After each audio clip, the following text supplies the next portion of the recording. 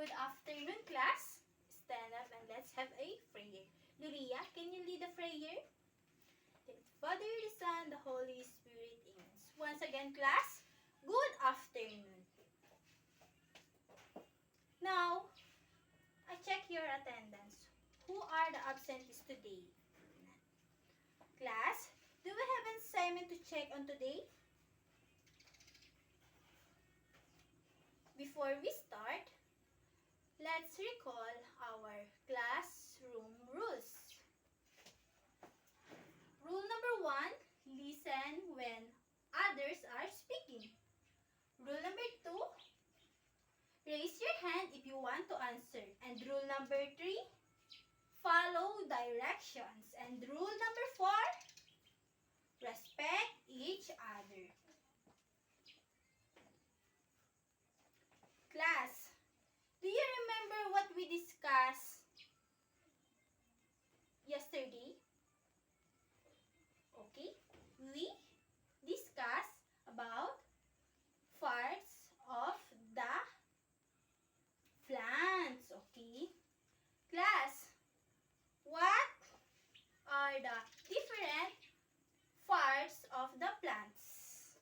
Okay, we have, yes, okay, stem. Next, roots. Roots,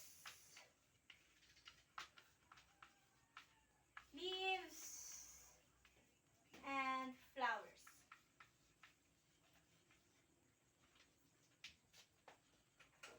Stem, roots, flowers, and leaves.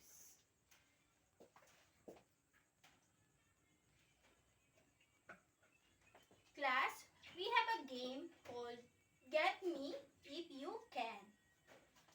Class, I have here one empty plastic bottle. And you are going to do is find a partner, and your partner will be your opponent. So listen to my instruction. If I say touch your head, everybody touch your head. And if I say touch your shoulder, everybody touch your shoulder. And if I say pinch your nose, everybody pinch your nose. And if I say get the bottle, everyone get the bottle fast as you can. Okay? Okay. Loria is a winner. Okay? Congratulations. Thank you for your participation. As I have a picture of parts of the body. Here, head, eyebrow, ear, nose, check, mouth, shoulder, hand, finger, waist, leg, and foot. The other side we have hair, eye, teeth, tongue, chin, neck, arm, wrist, palm, stomach, thigh, knee, calf, ankle, and the toe. Plus. Okay, we start. This is the head of the boy. Class, what do you can see about? What do you can see? Okay, we have two eyes. Two eyes. Next, two ears. Like that. Next, we have one mouth. What you can see? Okay. We have forehead. Okay, what else? Hair. Okay. nose. We have eyes. Eyes. We use our eyes to see.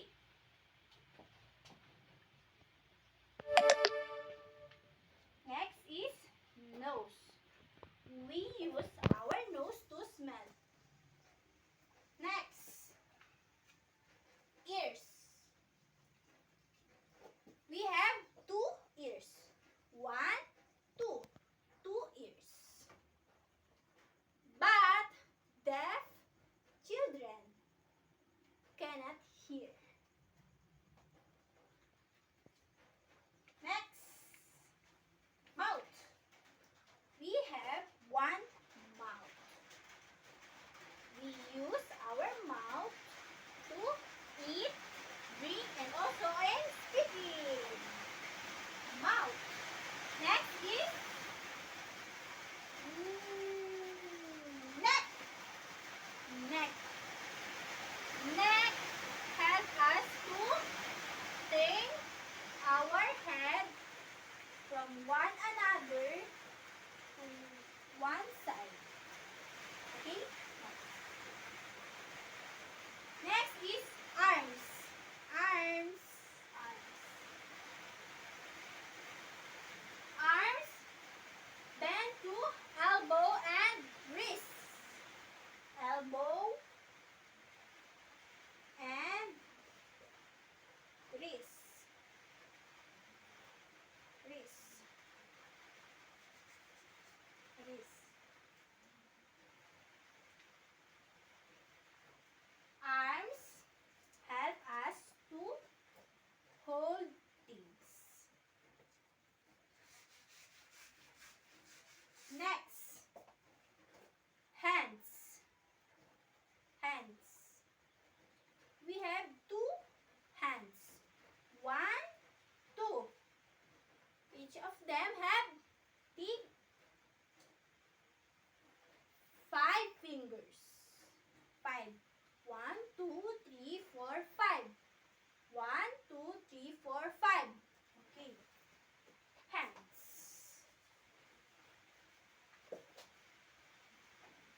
Next, legs.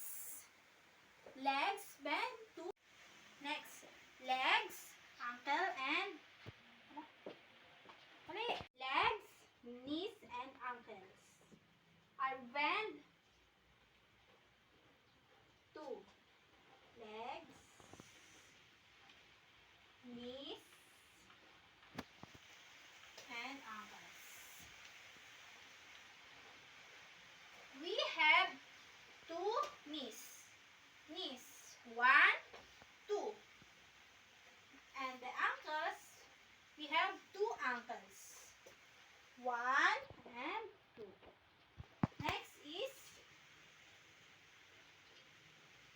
toes. Toes of the feet bend 2. That is why we are able to walk, run, and hop. Now, to test if you understand our lesson, I have here flashcard. And you are going to do is guess what is it. Okay? Glass.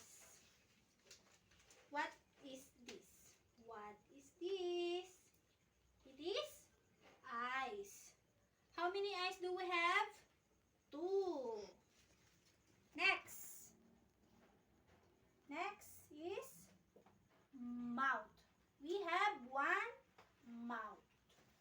Next, it is legs. Legs. It is arms. Very good. Okay, Taya, what is it? Okay, knees. And the last is shoulder. Okay. Now we have a groupings. Group yourselves into 2. Group 1 and 2. For the group 1,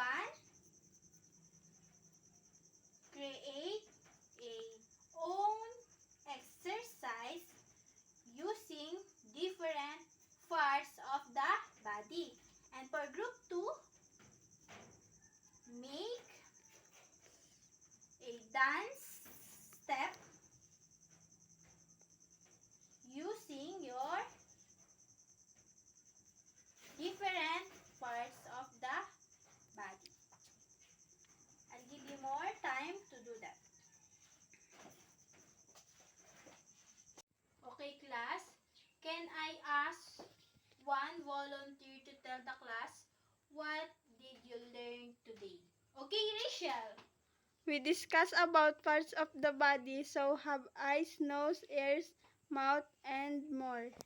Okay. To test if you understand our lesson, I have here an activity. Part 1 and Part 2. Okay. Okay. Can you pass your paper? Okay. Who got the perfect score? Okay, congratulations. Now,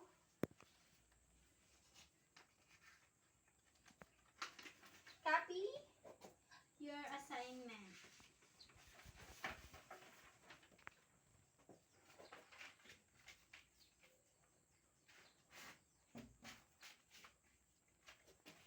Assignment.